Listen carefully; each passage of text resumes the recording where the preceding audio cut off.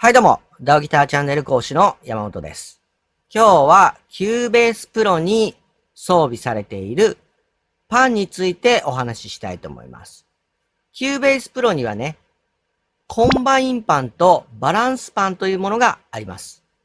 今日はこのパンの効果の違いを見ていきたいと思います。それに他の DAW を使われている方でもいくつかのパンの種類が用意されていたり、それ用のプラグインが用意されていることが多いですので、きっと役に立つことがたくさんあると思いますので、ぜひ最後までご視聴ください。それでは、行ってみましょう。はい。一般的な DAW のミキサー部分、今見ていただいているのがミキサーの画面なんですけれども、この部分には左右の音の定位を決めるパンがついていると思うんですが、Cubase のプロにはですね、ステレオバランスパンナーとステレオコンバインパンナーというのが用意されています。これは、ステレオ構成のトラックの時に使えるようになっています。おそらくですね、デフォルトだとバランスパンが設定されていると思います。で、このパンの部分のこの三角のボタンですね。ここを押すと、ステレオコンバインパンナーとステレオバランスパンナーが選べるようになっています。またですね、トラックのこのパンの部分ですね。ここでも右クリックをすることで、コンバインパンナーとステレオバランスパンナーが選べるようになっています。はい。それでは簡単にそれぞれのパンの違いについてご説明します。ステレオバランスパンは左右の音量が連動して動くパンで、右に寄せれば右の音量が上がります。で、その分左の音量が下がるという仕組みのパンです。で、ステレオコンバインパンは左右のパンが独立して動きますので、広がりの幅を狭めたり、その幅を保ったまま右や左に寄せたりするということができて、より細かく調整できるようになっています。またね、左右の入れ替えなんかもできますので、これは後で実際にやってみますね。はい。それではですね、参考音源をご用意してありますので、実際にパンを切り替えてみて、聞こえ方の違いを確認していきたいと思います。まずは、通常真ん中で鳴っていることが多いベースの音を使って確認してみたいと思います。まずはですね、バランスパンでセンターで鳴っている状態から、コンバインパンで左右に開き切った状態ですね。これに切り替えてみましょう。ちなみにベースの音源はモドベース2の打ち込みの音源になります。で、左右の広がりも、目で確認できるように、パノラマメーターの方もご用意しましたので、そのメーターにも注目して見てみてください。では、行ってみたいと思います。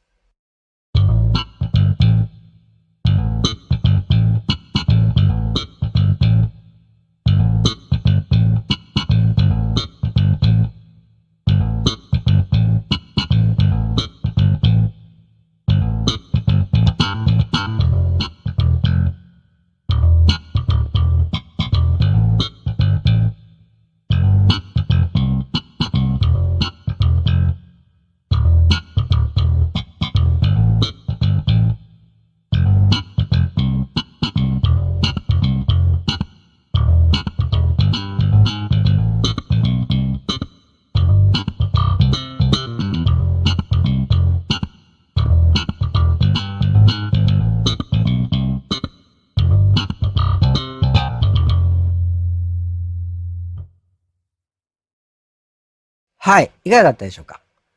実際ね、この状態では、特に違いは感じなかったと思うんですね。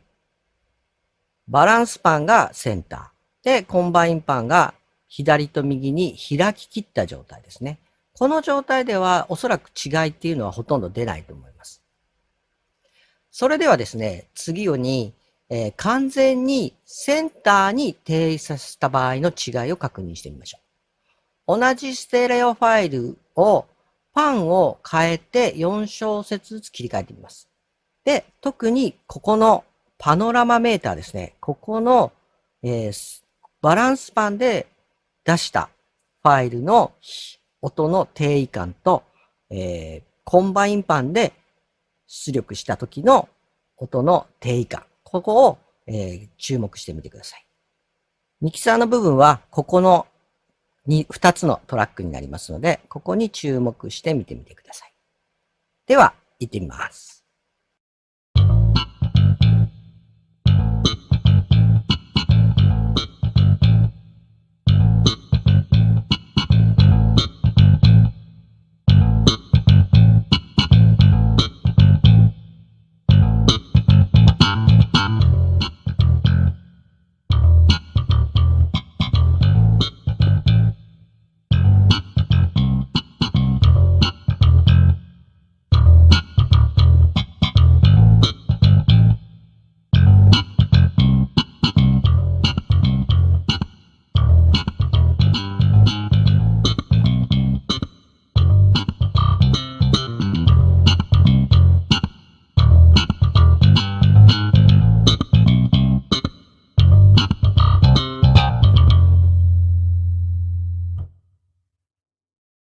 はい、いかがですか？定位感が全然違いますよね。ここで注意点が1点あるんですけれども、聞いててお気づきになった方もたくさんいらっしゃると思うんですが、コンバインパンはバランスパンに比べて左右の位置関係で音量が上がります。ですので、実際のミックスの場合、フェーダーの位置には気をつけましょう。それではですね、次に同じ音声のファイルをバランスパンで左右に振った場合、コンバインパンで左右に振った場合っていうのをやってみたいと思いますので、こちらを聞いてみてください。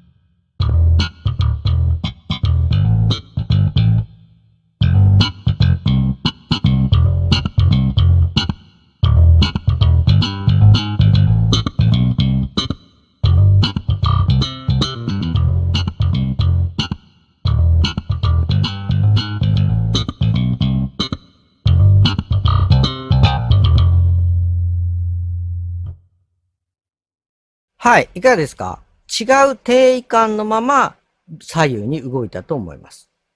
で、バランスパンの場合は左右に振る場合、オートメーションは一つでいいんですが、コンバインパンの場合は、右の成分と左の成分、この2つを書く必要がありますので、その辺はお気をつけください。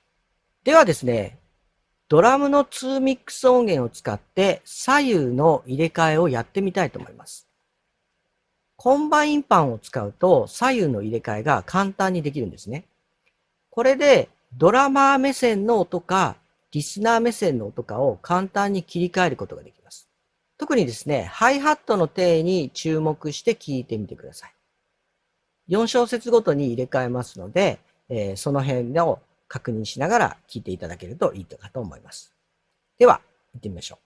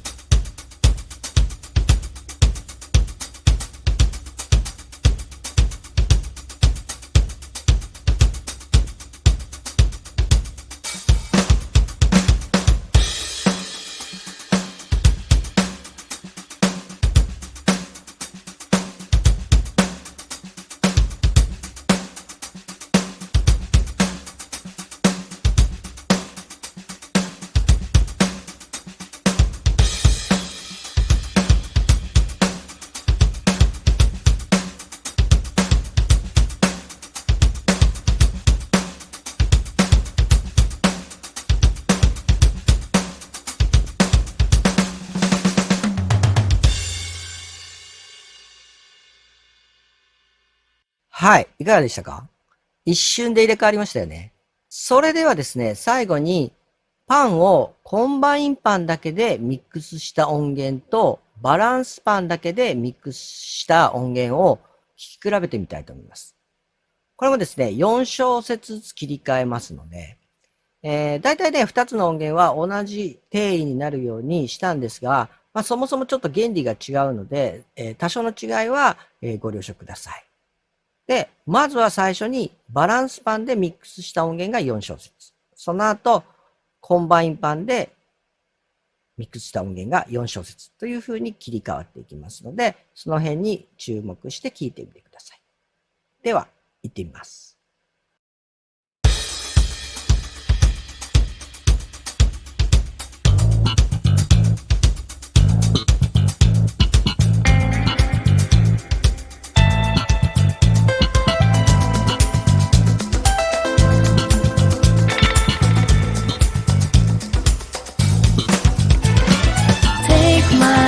届かぬ想いがひらひらと舞い落ちる。気づいてはくれない。定めならば Change my destiny。 生み出す勇気を1グラム握りしめ、自分の背中をして届く日まで。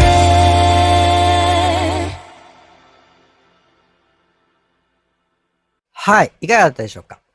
コンバインパンでミックスした音源の方が若干音の分離や音の抜け感なんかも良かったと思います。ちょっと YouTube だと分かりづらいかもしれないんですけれども。で、使ってみた感想としては僕はね、コンバインパンの方が圧倒的に好きですね。あくまで個人的な好みなんですけど、バランスパンとコンバインパン。適材適所で使い分けるのがベストだとでは思うんですけども、音像の定位感とかね、抜け感なんかはやっぱりコンバインパンの方が圧倒的に好みですね。で、もともとですね、キューベースの方はバランスパンがデフォルトになってますんで、これをコンバインパンがデフォルトになるように設定するには、キューベースの12だと、この編集のところですね。この部分。ここを押していただくと、環境設定というのが出てきます。で、環境設定をクリックしていただいて、VST のところですね、ここ。この部分をやると、デフォルトのステレオパンナーモード。これがステレオコンバインパンか、ステレオバランスパンナーか。あと、ステレオデュアルパンナーっていうのがなんかリモートコントロールデバイスのみ使えるみたいなのがあるんですが、ここで切り替えることができます。で、僕はステレオコンバインパンナーをもうデフォルトにしてしまっています。はい。今日はステレオバランスパンとステレオコンバインパンの違いについてやってきました。この2つの違いをね、うまく使い分けてより良いミックスができればなぁと日々格闘しています。少しでもね、皆さんのより良いミックスのお役に立てれば幸いですので、それでは今日の動画はこの辺にしたいと思います。このチャンネルでは DTM とギターに関する情報をこれからも発信していきますので、よろしければチャンネル登録と高評価もお願いいたします。それではまた次回の動画でお会いしましょう。最後までご視聴いただきありがとうございました。